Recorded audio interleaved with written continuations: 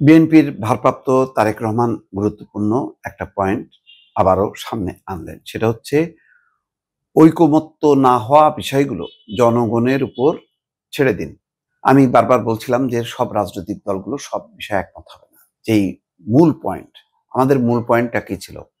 একটা তত্ত্বাবধায়ক সরকার, যাতে নির্বাচনটা অন্তত সুষ্ঠু হোক, তারপরে অন্যান্যগুলো। কিন্তু তত্ত্বাবধায়ক সরকারের ব্যাপারে কোনো দ্বিমত নেই।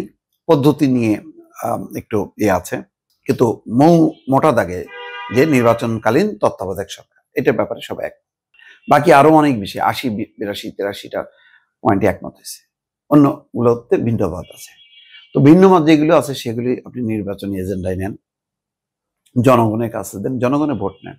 আপনারা নিজেরা ঠিক করলে জনগণ তাহলে বঞ্চিত হবে।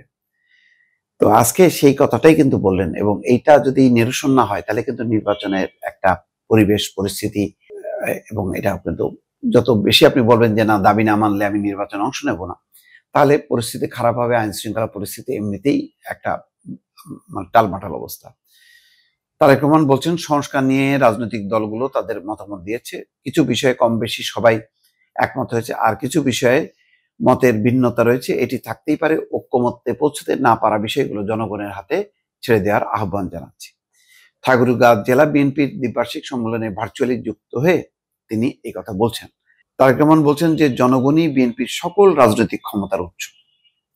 নির্বাচনী প্রক্রিয়ার মধ্য দিয়ে নতুনভাবে দলকে শক্তিশালী করার চেষ্টা করছে।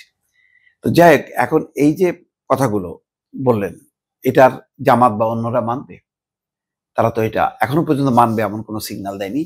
তারা বলছে যে বর্তমান সংবিধান নয়, নতুন সংবিধানে নির্বাচন হইতে হবে।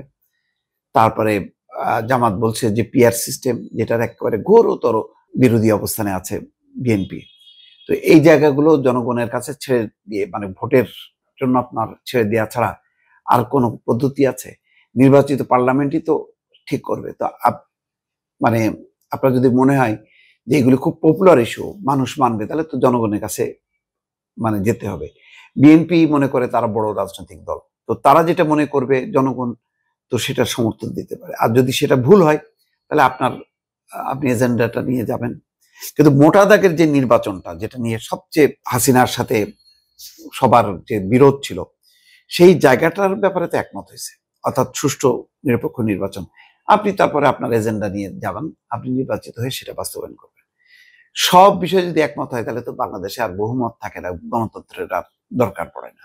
গণতন্ত্রের সৌন্দর্যই হচ্ছে এখানে নানা মত থাকবে, নানা পথ থাকবে, সেইগুলোকে আপনাকে অ্যাকোমোডেট করতে হবে, পাবলিকের উপরে ছেড়ে দিতে হবে যে পাবলিক যেটাকে সমর্থন করে আপনি সেইটাকে আপনার মেনে নিতে হবে। এটাই হচ্ছে গণতন্ত্র, এটাই হচ্ছে গণতান্ত্রিক বিশ্বে যারা চলে তাদেরই এইভাবেই চলতে হয়। তো এর বাইরে যদি এখন নির্বাচনটা সামনে যদি প্রতিবন্ধকতা তৈরি করা হয় নানা ইস্যু নিয়ে, সেটা পরিস্থিতি আরো খারাপ হবে, এবং খারাপের নানান লক্ষণ কিন্তু প্রতিনিয়ত হচ্ছে আস্তে আস্তে। যাদেরকে পরাজিত করা হয়েছিল তারা কিন্তু আস্তে আস্তে মাথা চাড়া দিচ্ছে, এবং হয়তো তাদের একটা জনসমর্থনের ভিতও ইতিমধ্যে তৈরি হয়ে গেছে।